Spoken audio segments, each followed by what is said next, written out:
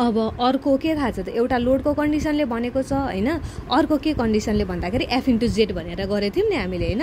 अब एम भनेको अर्को मुभमेन्ट के पनि हुन्छ भन्दाखेरि एफ इन्टु जेड भयो। जेड भनेको के हुन्छ त, B D square divided by 6 अनि इन्टु एफ। एफ भनेको के थियो त हाम्रो, एफ भनेको सालुडको त्यो प्रपर्टीको लागि कति पर्मिसिबल आउँछ त भन्ने थियो हैन, बेन्डिङ मुभमेन्ट के।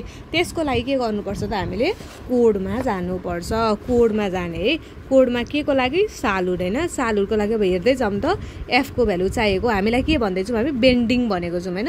यही रहेछ bending and tension permissible stress in newton per mm square for grade 1 अनि के भनेको छ, bending and tension along grain extreme fibre stress भनेको छ है। इनसाइड लोकेसनको लागि हामी डिजाइन गर्छौँ है, हामी इनसाइड लोकेसनमा ओके भयो भने सबैमा ओके हुन्छ, त्यही भएर हामी इनसाइड लोकेसन मात्रै हेर्छौँ, आउटसाइड र वेट लोकेसन अहिले हेर्दिनौँ है।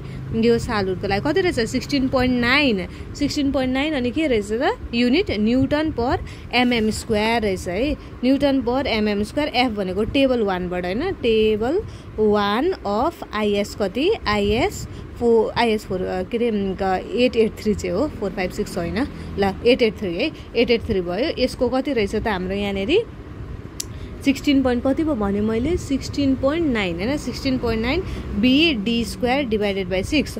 अब यो मुभमेन्ट भनेको एटलिस्ट यो थ्याङ्न सक्नु पर्यो नि, माथिबाट आउँदै त यति रहेछ, यसलाई थ्याङ्न सक्ने गरी त बनाउनु पर्यो नि त, हो कि हैन भन त। ल त्यस पछाडि यो भ्यालुलाई यहाँ लेख्ने है, यो न्युटन पर एमएम स्क्वायर छ, यता पनि न्युटन एमएम, त्यही भएर लगेको है यहाँनेरि के अरे टेबलको भ्यालुहरू सबै newton per mm square, newton MM त्यस्तै त्यस्तैमा छ है, त्यही भएर न्युटन एमएममा लगिहाल्नुपर्छ। मिटर देखो भने एमएममा लगिहाल्नुपर्छ, किलो न्युटन देखो भने न्युटनमा लगिराख्नुपर्छ है, चाहिरहेको छ त्यो भ्यालु। भनेपछि यहाँ कति छ, 13041125 रहेछ है।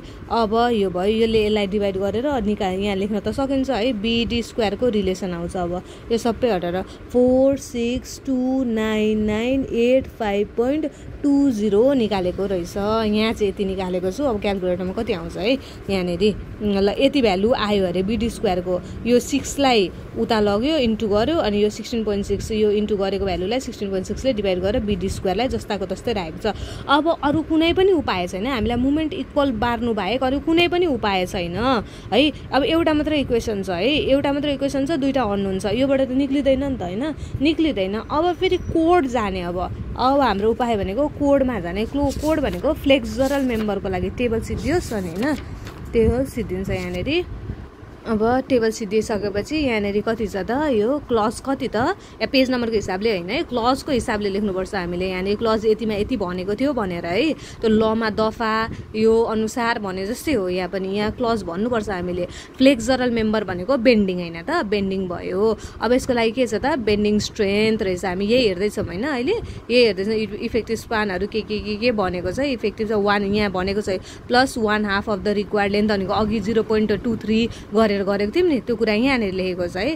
अब के गरेको छ भन्दाखेरि एमजेड भनेर यहीँनिर भनिरहेको छ होइन, अरू यहाँनिर त्यत्रो कुराहरू हेर्नु पर्दैन है। यहाँबाट हामीले के गर्न खोज्दैछौँ, बी र डी को रिलेसन निकाल्न खोज्दैछौँ है। हामी बीलाई डी को टर्ममा लग्यौँ, यो बीलाई डी को टर्ममा लग्यौँ, या डीलाई बी को टर्ममा लग्यौँ भने हुन्छ नि त हाम्रो होइन।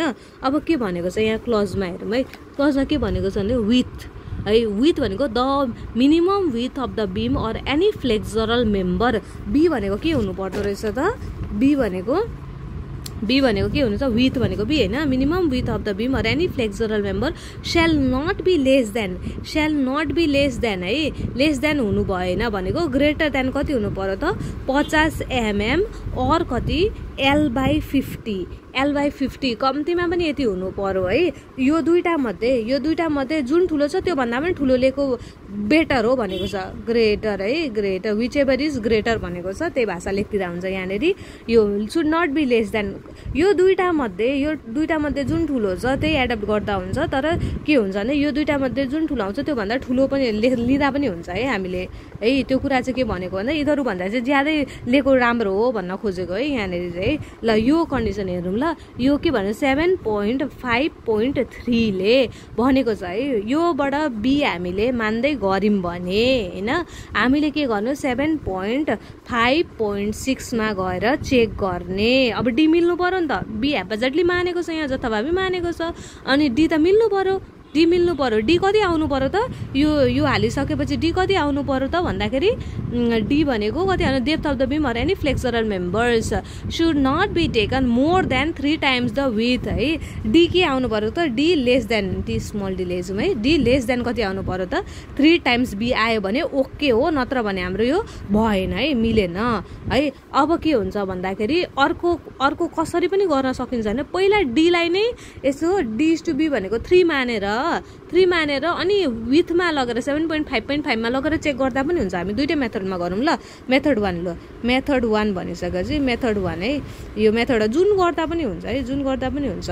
यसमा के भनेको छ, क्लज 7.5 कति अरे 7.5.5 होइन, 5 मा के भनेको छ भने बी के भनेको छ, बी ग्रेटर देन 50 mm और L by 50 होइन, 50 विच एभर इज ग्रेटर है, आफै लेख्ने ल, विच एभर इज ग्रेटर, म लेख्थेँ ल, विच एभर इज ग्रेटर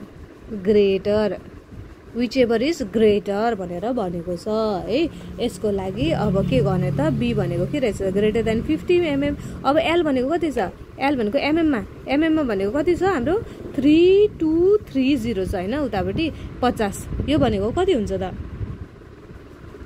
यो भनेको नि 62 पोइन्ट कति आएछ, 64 पोइन्ट, यो भनेको 64.6 आएछ है, 64.6 mm आएको छ। अब यसलाई के गर्ने त, नियरली इक्वल टु अब 70 लिँदा पनि 65 लिँदा पनि भयो, 70 लिँदा पनि भयो है। अनि 70 लिम अरे हामीले, 70 लिम लिएर अब चेक त गर्नु पर्यो। चेकको लागि के गर्नु पर्यो, 7.5 यो भ्यालुमा जानु पर्यो है, 7.5.6 मा जाने अब चेक गर्नलाई। यो चलायौँ भने यहाँ चेक गर्ने, यो चलायौँ भने यहाँ लगेर चेक गर्ने है हामीले। यहाँ यो दुईटा 7.5.5 र 7.5.6, अहिले हामी 7.5 लाई चलाएर 7.5.6 मा गर्दैछौँ। के हुनु पर्यो त, डी सुड बी, यो के हुन्छ 7.5 चेक। अब चेक है हाम्रो, चेक भनिसकेपछि के गर्नु पर्यो त हाम्रो, D should be less than 3b हो, 3b। अब कति हुन्छ त, 3 इन्टु कति हुनु पर्यो, 3 कति हुनु पर्यो डी